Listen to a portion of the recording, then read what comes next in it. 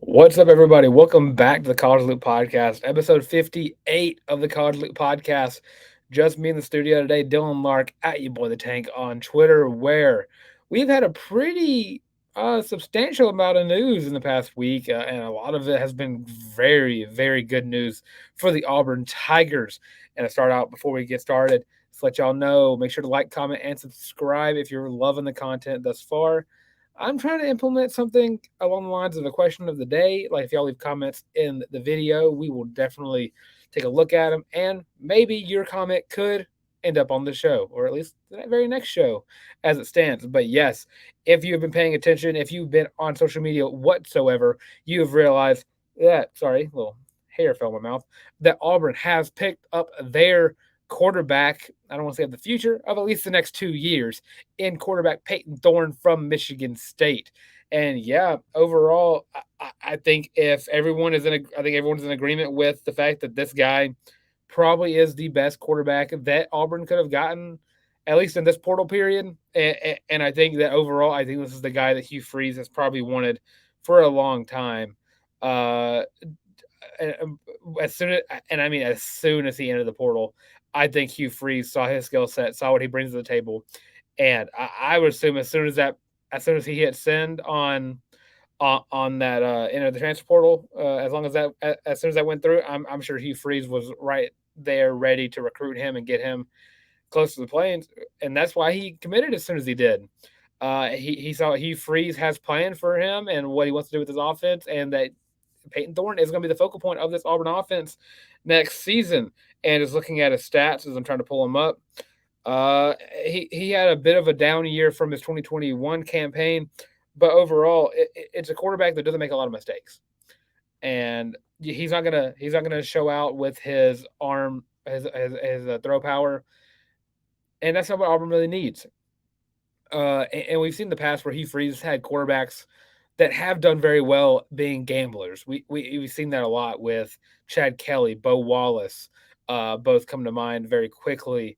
And I don't want to say Jordan. I think Jordan Teamu was a little after the Hugh Freeze era in Ole Miss, but overall, this is a guy who you get a little bit of scrambling ability, not a lot, just a little tiny bit, and he left a Michigan State team that I'm sure he didn't feel comfortable in anymore, especially after if you get sacked, I believe 30 times within 2 seasons, maybe 40. I think 40 times actually. 40, yeah, it was 40.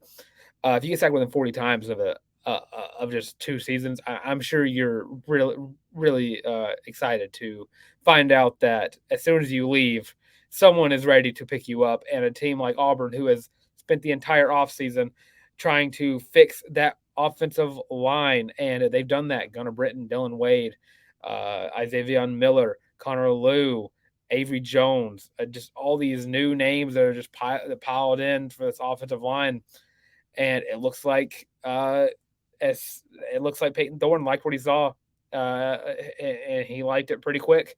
Uh, and I mean, this was like as soon as he entered the portal, it was immediate that everyone kind of saw that maybe Auburn was probably the perfect landing spot for Payton Thorne, and it's starting to look like it. And just look at what he brings to the team. You get a veteran presence at the quarterback position. I would talk about this on the reaction show and probably a few shows before that too. A veteran presence that, again, I said doesn't make a lot of mistakes. He can make the throws that need to be made. He can make probably not every throw. He's not going to be your deep ball Patrick Mahomes level quarterback talent, but he's a quarterback who, sorry, will trust his offensive line if they give him a reason to, will make proper throws, and will get the playmakers the ball. And we saw that in 2021 where Kenneth Walker had a Heisman contention level season, and that's because Payton Thorne was, and that's why Payton Thorne was so good in 2021 is because he had those weapons that he was able to get the ball to, and that all comes down to the fact that Michigan State went so heavy on the transfer portal that he had the talent that he needed, and it looks like and Auburn's been doing the same thing, and hopefully Auburn has longer success than that Michigan State team did under Mel Tucker. But with Payton Thorne coming in, you got to think this guy is bringing in, like I said, veteran presence, make the throws, and I mean I've said it a couple of times before. I think he gives you the best quarterback in the state of Alabama. especially the other two SEC teams. I've not been very much sold on Jalen Milroe or Ty Simpson or Tyler Buckner for all that matter. But from what I've seen from Payton Thorne, the potential's there. And if you give him the proper talent that he needs to succeed in this Auburn offense and to bring it to himself, he's doing that himself. And to answer my next question is, what has he already brought to this team? And that's stability at the quarterback position, something that Auburn hasn't had. I want to say it doesn't feel like it's like long ago, but it feels long ago. I want to say Bo Nix, and even past that, I want to say Jarrett Stidham, a quarterback that wide receivers can look to and trust to get them the ball and to get the ball to them. Uh, Two different concepts. They sound the same, but they're two different concepts. Giving them the ball is just passing it to them. Getting it to them is actually making the proper throw. But it did not take long after Payton Thorne committed that wide receivers in the portal started seeing Auburn as a very viable landing spot for them. And we got that immediately talking about people that have already committed. Caleb Burton, a former Ohio State wide receiver, former 4-star wide receiver, standing at 6', 165, per 24/7. Don't know if that's completely true or not, but I'm going to take it what I can get. I think he's like 5'11, about 169, as what the ESPN said. He did not register any stats last season, but if you got to remember, I believe he was dealing with an injury. I know he was dealing with him a little earlier in the spring, but it was nothing major. Last year was a groin injury, but I have nothing. I've heard nothing that says that it should be anything that should be a cause of concern, at least from my personal digging that I've done myself. But he did not record any stats last season. That's because he got redshirted and he didn't play. And yeah, it kind of sounds bad on paper, but if you look at it from the fact that he came from Ohio State University, a college, a team that is known for their star-studded wide receiver talent. They're a team that's had, I think, three first-round wide receivers all come through in the past two seasons with Chris Olave, Garrett Wilson, and of course Jackson Smith in Jigba. And he's leaving a team, and I'm sure it's playing time. I that's what I would think. And he visited Auburn after he entered the portal, and he was just blown away with everything. And it didn't take long. I mean, yesterday, yeah, within seconds, I had found out that he changed his profile picture on Twitter to him at his Auburn visit, him in an Auburn uniform. And then I can't really say how much longer afterwards, but it felt like it was less than an hour. He was committed. He was ready to go. He was on. He was here. He was ready to play for Coach Freeze, catch passes from Payton Thorne, and then things got really interesting overall. Auburn started getting the attention of a lot of wide receivers, and this goes into my answer of what Payton Thorne brings right now. Like not something that he's going to bring later in the season, something that he has already brought to this team. Wide receivers are starting to take Auburn very seriously, and at some point the media is going to have to as well.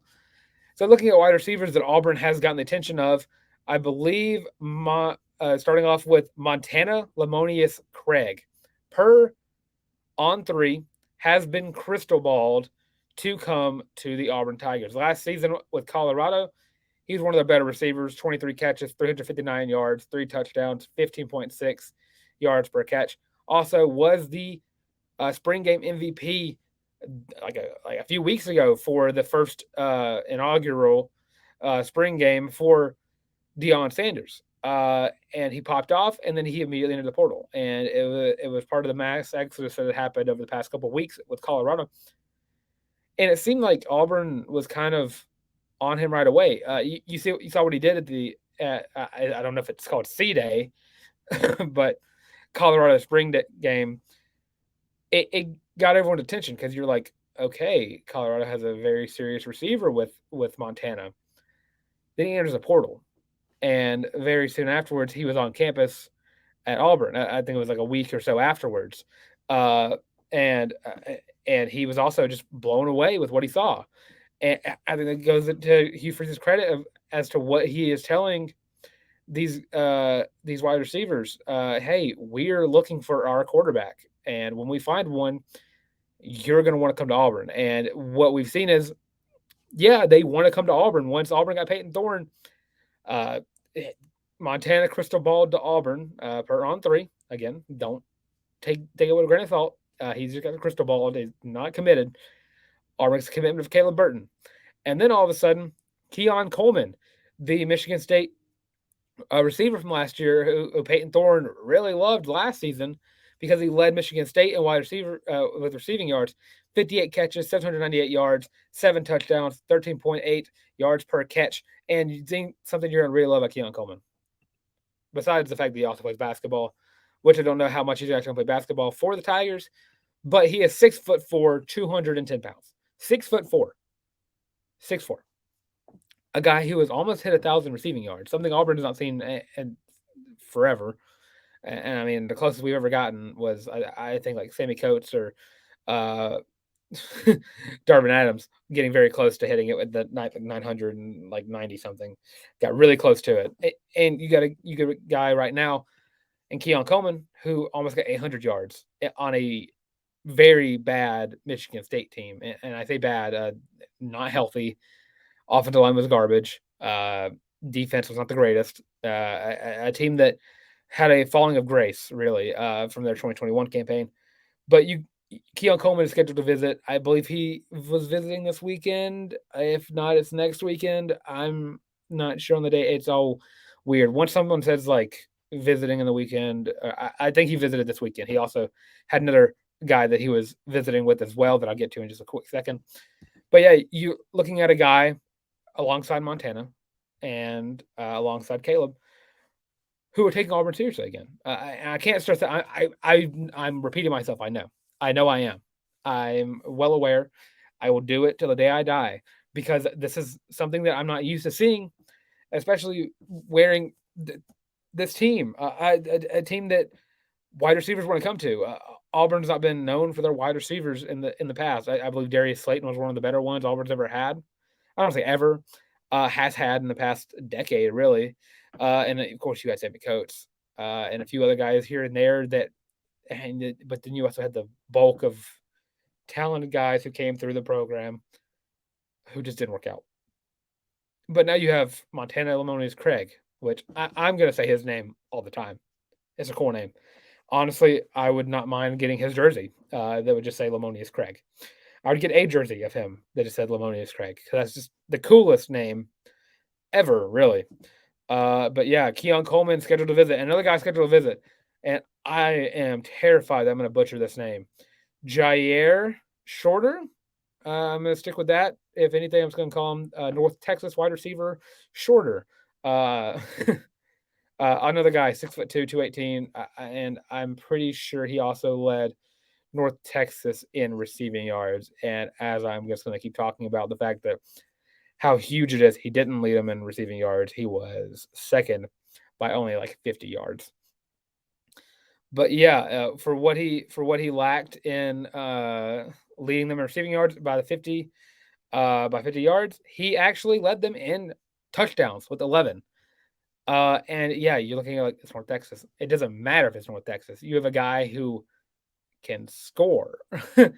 And each of these guys bring to the table is completely different skill sets for what they are. Auburn is looking to have those big boys on the outside, those Camden Browns, those Nick Martiners, those hopefully Keon Colemans, maybe, hopefully, maybe. Pray that we can get him, or at least Auburn can get him. But yeah, Jair Shorter, another guy. It adds to the list of wide receivers that, again, I'm going to say it again. I might quote myself on this. Wide receivers are starting to take Auburn seriously now that they have a quarterback. And it's something that we've been talking about, I feel like, since the beginning of the offseason, where as soon as a transfer wide receiver enters the portal, Auburn is not really up for grabs because I didn't know if a wide receiver wanted to catch a ball from Robbie Ashford or Holden Gerner because you don't really know what they can do. Payton Thorne has played on the top level of college football past 2 seasons, played in the Big Ten. And with that, he's played one of the harder divisions of college football. The fact that back-to-back years he has had to play a team or I guess 2 teams that have made the playoffs. And I guess if you want to count on Penn State was very close to making the playoffs. It was a team that was well behind, maybe because their coach. Don't know yet. We'll find out this year at least. They just couldn't compete with Penn State and higher at least. But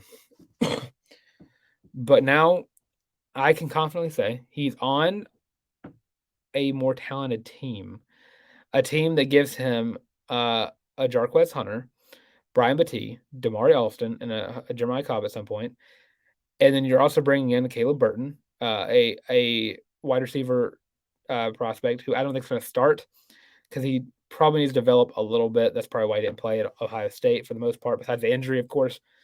Uh, but you have Nick Mardner, Camden Brown, Coy Moore, Javarius Johnson, and if you can bring on his favorite target from Michigan State, Keon Coleman, you get another big guy out on the side.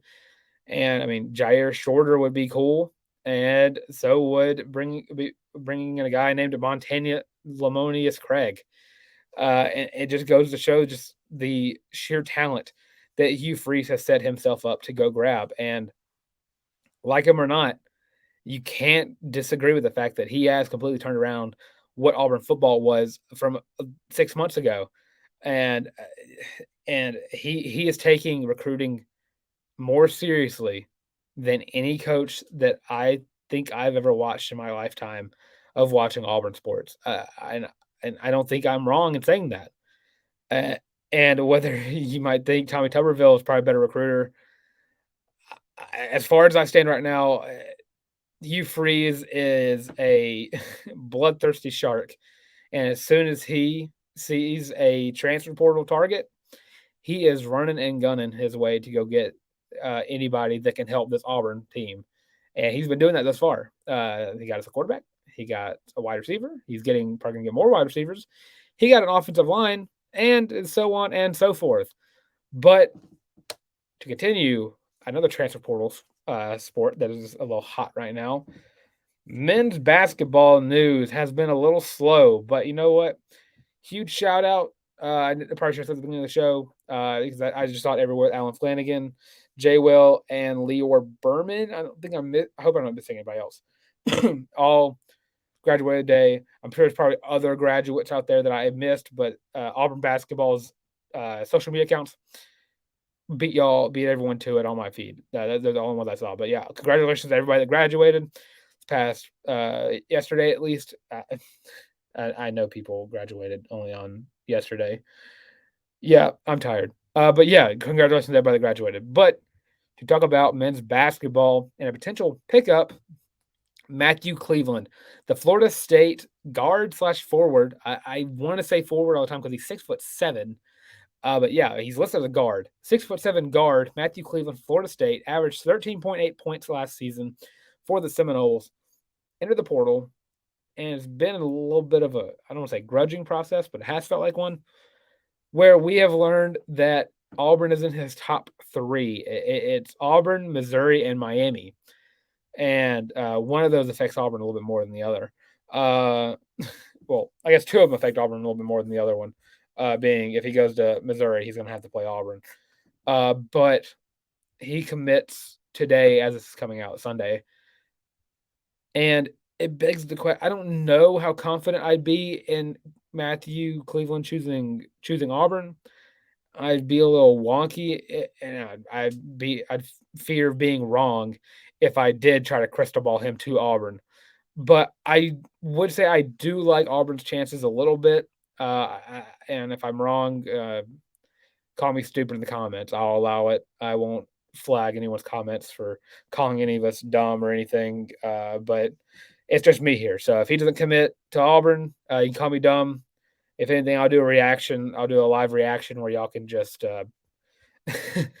just make fun of me live for being wrong. But I would like Auburn's chances of getting him. And I've also heard a word of a few other guys who Auburn is looking at. One guy from Vanderbilt is a guy I've heard about a lot, who Auburn could be in the running to get.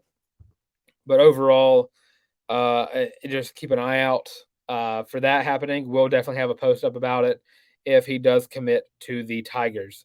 But yeah, just to move on with another sport that is transfer portal happy. Uh, Auburn women's basketball has officially signed all their girls that they've committed in the transfer portal. And they released a whole post about it, and it's up to 6 now transfer portal pickups. And I wish the other two were here to talk about this, just because I don't say that they know more than me, but they probably do. Coach J is her, and that's pretty much all I'm going to say for this segment. Just Coach J is her. She lost a lot this offseason, but I feel like she's gained uh, probably a lot more talent than maybe she's lost. Maybe, or at least attitude wise, she definitely has. But yeah, to continue talking about a sport that is actually happening, not really church portal news, recruiting news to go with, just Auburn baseball putting up a fight against the number one team in the country, and it's something that Auburn has found its way of doing a lot in this in this season. Of course, Friday did not go your way. It didn't help that the Eagle flight that happened yesterday. It was cool. It was dope. It was awesome. You put your best pitcher on Saturday, kind of freed Friday up to be a little bit of a loss, I guess. A loss is probably the better way to say that. Chase Allsup started, got the loss. It wasn't uh, he wasn't bad, and that's something that I found kind of shocking. Say he gave up 2 runs. It's not bad. It happens, I guess, especially with Allsup. But going through it, Isbell didn't give up a run in his inning. Hayden Murphy didn't. Tanner Bauman, I think he pitched pretty well for what it's worth. But it was just Auburn couldn't hit the ball to save their life. He got 7 hits and 7 runners left on base. That's the story of Game 1. Auburn lost 3-0. That it's about as bad as I don't want, not as bad as it gets, but it's about as like simple as I can make it. For someone who is a little bit of a newbie when it comes to talking baseball for a living. But yeah, overall, I think a 3-0 loss is probably, I don't want to say a good because it's a loss, but for playing the number one team in the country, I think it's about as, I think holding them to only 3 runs. There we go. I think only holding them to 3 runs is a moral victory more than anything else. And as it stands right now, I wish I could really speak about the game that happened on Saturday, but that is currently going on as I'm recording because it's 8 o'clock. It was at 8 p.m. First pitch, so that's fun. But as I am watching this, as I am looking at it, Auburn is up 6-4 in the bottom of the sixth, and they are currently batting with, I believe, Bobby Pierce, who is at bat. So and Auburn has had a really good sixth inning. Apparently, they were down 4-3, and now they're up 7-4. What just happened? As I am sitting here, what happened? Hold on, this might have been a walk off. No, never mind. I don't say a walk off, but yeah, Bobby Pierce just singled to the right center. Stanfield or Nate LaRue scored. There we go. There we go. Nate LaRue just scored. So yeah, miracles happen every day. But yeah, that's all I really have for baseball. The game's not over with. If they win, dope. I'll probably post something about it on the Twitter whenever I wake up in the morning because I got to be honest. After watching softball, which I'm about to get to in a second, I'm dog tired. So I'll put on notification whenever baseball's over with. But yeah, as it stands, 7-4 in the bottom of the sixth for the Auburn Tigers. So I believe Tommy Vale is pitching. I believe that is factual. Crotchfeld is now in. There we go. So yeah, Auburn put it all on the line to get that Saturday night win, and you can't blame them for it. We talked about to get one win this weekend. It's a win. A win is a win is a win, and especially if you be the number one team in the country, just one win boosts up your RPI, and Auburn looks a little bit better when it comes to postseason talks. But yeah, now to get started with softball. Yeah, Auburn just split the series with softball after losing yesterday. Friday, it was a bit of a pitching duel up until I want to say the 5th inning, and then Auburn went down 2-1. Then went to the bottom of the 6th, down 2-1, and then got 4 runs. It's ridiculous, and this Auburn team, when they are able to hit the ball, it's miraculous what they can do. 11 hits, 5 runs, won that Friday night game 5-2. Maddie Pinta earned herself another win. And now we go into Saturday's game, a game that, if you want to talk about stress, definitely induced a lot of that. Auburn lost 5-4 in the ninth inning, and if you don't know softball, that's 3 or 2 too many innings. Yeah, they went to extras, and Auburn couldn't really find the strokes that they wanted that they found in the Friday game. They had 5 hits to 4 runs. Mississippi State kind of they hit the ball a good bit. 10 hits, 5 runs for them, and it looked bleak for the longest time, or not for the longest time, but it felt bleak because you go into a game where I want to say Shelby Lowe pitched pretty well up until just they started getting hits off. It happens. I'm not upset. You're going into a Sunday game at I believe 11 a.m. So it's going to be a little bit after this comes out. You're going into the game with Matty Pinta, pitcher. I'm not too worried. I shouldn't be. It's Matty Pinta. A knock on wood, actually, for saying that. But overall, yeah, it happens, and I think Annabelle Weidra did a pretty good job in when she came in, and it sucks. She gave up 1 run the entire time she was in the game for her 4 complete innings, and it was a losing run. And I think overall, I think Annabelle and Shelby did pretty good, and I know Shelby. It happens. And I still stand by the fact that it's still one of the best pitching staffs in the country. Shelby Lowe is a great pitcher, and I don't want to I don't want it to sound like I'm discrediting her in any way, shape, or form. If I stepped into play against Shelby Lowe, I would probably strike out swinging as well. But it happens. Mississippi State got hot, and it happens sometimes. You can't sweep them all. Auburn is probably not probably. They are still good. They are going to be, I believe, a 4th or higher seed if they win today, as this comes out, in the SEC tournament, which still gives them a first round bye. And I'm pretty sure they've already clinched that. If that, I'd have to look that up.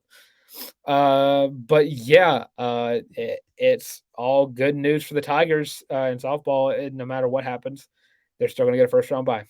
But yeah, I'm Dylan Larck at your boy the Tank on Twitter. You can go follow me. It's just right there. I don't. My hand's not coming up. It's right there at YABOY the Tank. Also catch me on the Auburn Daily Show every Monday with Lance Daw, and Wednesdays. Tar's taking a little bit of a leave of absence from the Auburn Daily Show, so maybe you might just give me a solo show in it on Wednesdays as well.